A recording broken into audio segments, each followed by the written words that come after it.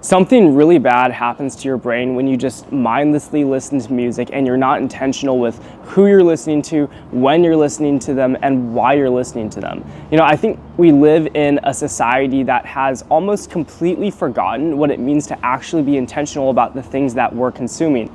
I know there's a huge discussion already online about short format content, and a lot of people realize, why brain rotting or scrolling on Instagram or scrolling on TikTok is bad for you. So the conversation about music, right? And why music could potentially not only be bad for you, but could be contributing to a lot of negative elements in your life really has to start foundationally with an understanding of what music is and also what music isn't. A lot of people just enjoy music at face value. They really enjoy the beat, they really enjoy the song, or they just enjoy it because society has told them to enjoy it. But the problem is that if you don't understand the way music works and actually the way that music affects your life, you fall into the trap of allowing yourself to be controlled emotionally and allowing your thoughts to be controlled by an outside power. And when you really get to the root of the issue and when you really begin to understand what's happening, not only will you realize how sinister the music industry actually is, but you begin to understand the overall goals that the elites or Hollywood or the music industry has for you, because newsflash, they don't want the best for you. They don't want you to be successful. They don't want for you to win. They just want to be able to control you. But as we continue to dive deeper in this video, I think your eyes are going to be opened, and I think you are going to fundamentally change the way that you view music, and you're not going to fall into the trap that so many people do of letting music control them. So I'll preface this video by saying that I am a huge music lover. I've always been a huge music lover. Music has always been extremely meaningful to me.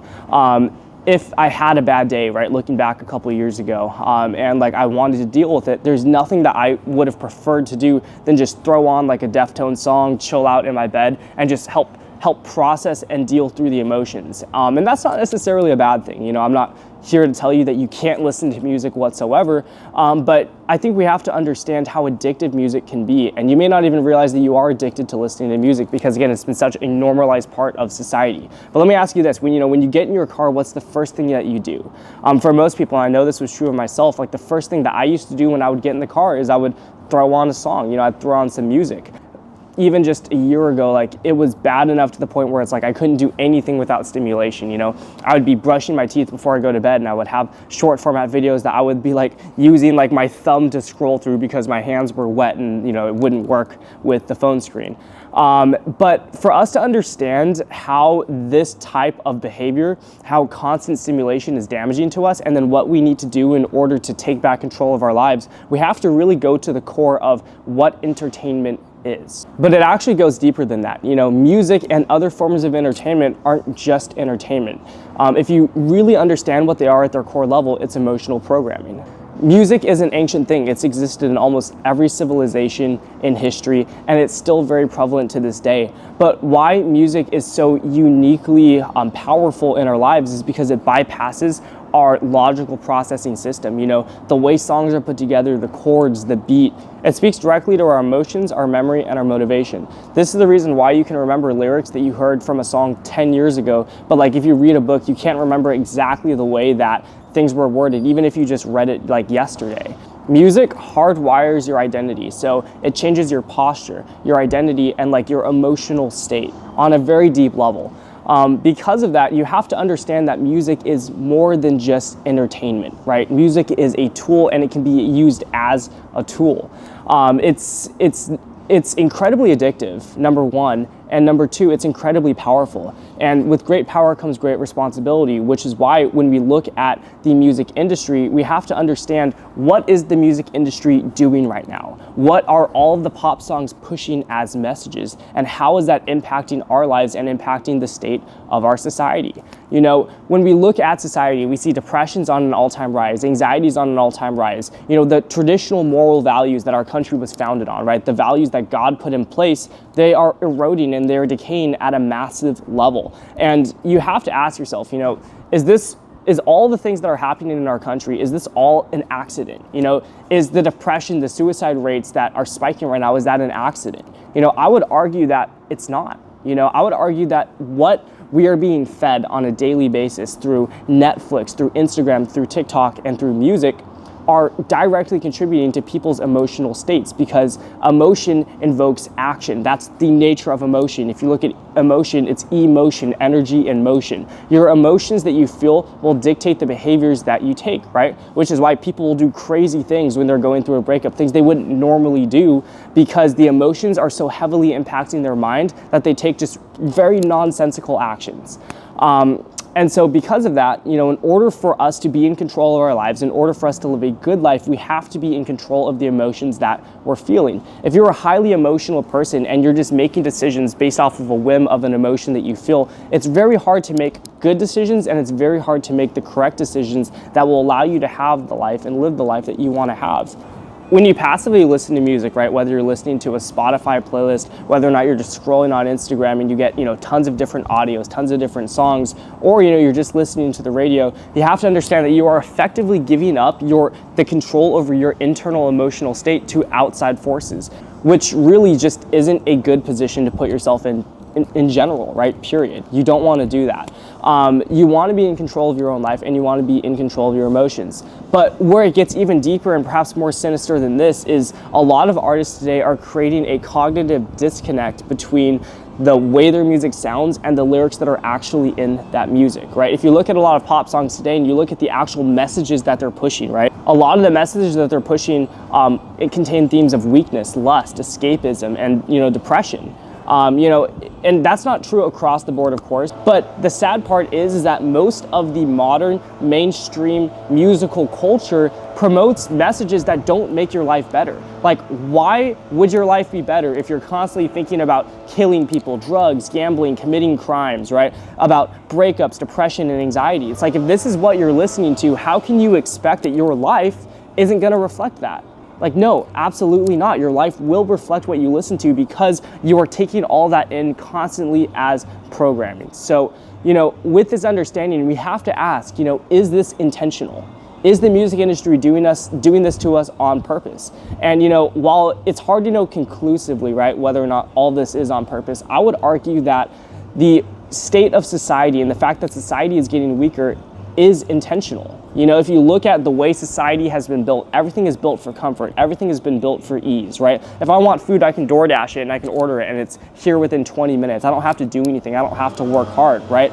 Netflix, it's not teaching you how to live a better life. You look at some of the most popular shows like Love Island, right? You have people like entering these pseudo dating relationships, cheating on each other, and everything that is in entertainment, for the most part, is informing us and is programming us to accept a way of living that isn't beneficial for our lives. Like, why would we want to be programmed? Why would we want to believe that that's how relationships are supposed to be? That you kind of get in and out of these little relationships, you get your heart broken, your significant other cheats on you. Like, why should that be normalized? Why is Love Island even a thing? Why is entertainment a thing like that?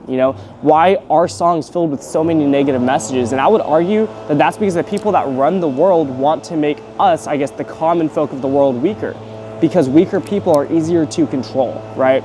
If you're weak, if you never have silence, if you're constantly being programmed by whatever they want you to be programmed with by listening to like the top 100 hits, the pop songs of today, it's like, they know that they'll be able to program you to just live the way that they want you to live. And I would argue that that's bad and that you shouldn't want that for yourself. I would argue that if you are a sovereign individual, if you're someone who wants to make something of their life and that you reject, a lot of the mainstream ideas that they're trying to push on you, that you should take control of this and you shouldn't let this happen. But again, so many people, number one, don't even realize that this is happening when they listen to music. And number two, don't have a plan to fix it. There are so many people that are just mindlessly going through life, that don't take the time and silence necessary to understand what the purpose of their existence even is. But it's impossible to get to that state where you have the ability to determine what the purpose of your life is if you're constantly being bombarded by noise. It's funny, as I'm saying all of this, we have like the gardeners, the lawn people like blowing their leaf blowers and stuff. And so like sometimes like noise is inescapable, right? Sometimes you're just out in the environment and there's going to be noise, but when you really want to connect with yourself, connect with the creator, right? Connect with God, you need silence. In order to truly have breakthroughs, to come up with understandings that are going to take you to the next level, silence is necessary. Again, the great men of the world, the conquerors, The people that really made a dent on the world, you know, I guess there's not a way to know for sure, but I would envision that they spent a lot of time in the evenings just by themselves contemplating what to do with their lives, with their businesses, you know, and how to take everything around them, take their reality to the next level. But that just can't happen when you're constantly being bombarded by noise. So what am I advocating for, right? Obviously, I'm not saying don't listen to music. I'm a musician myself. I play guitar.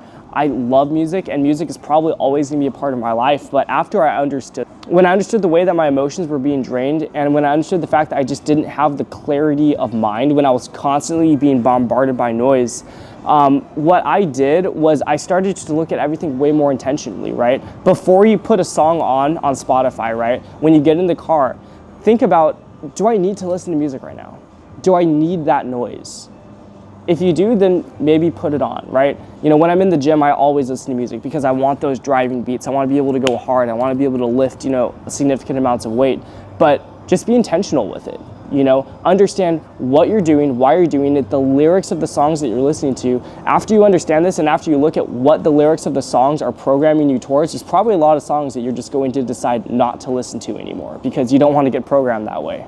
You know, I think the biggest thing that it's important to understand here is just the way that music controls you, right? The reasons why you're so addicted to it, and the fact that if you do not control the music you're listening to, you're giving up the control of your emotional state, which essentially means you're giving up the control of the actions that you take to somebody else, you know? And that's just not something that I think you should want for your life. That's definitely not something that I want for my life. And after I realized that, and after I realized, you know, how just, you know, listening to random playlists and listening to songs and letting those songs program my mind, the messages in those songs program me, after I understood the way all of that worked, it was just hard for me to look at music the same way. So my biggest recommendation for you would be just honestly, take a solid look at it, take a look at what you're listening to, take a look at what's in your playlist, and understand that the words that you listen to in songs are dictating the ways that your brain begins to think and the habit patterns that you're forming. So take some control of your life, to be entirely honest with you. You know, don't let people that don't want the best for you determine how you live your life. And if you do that, you'll live a much better life.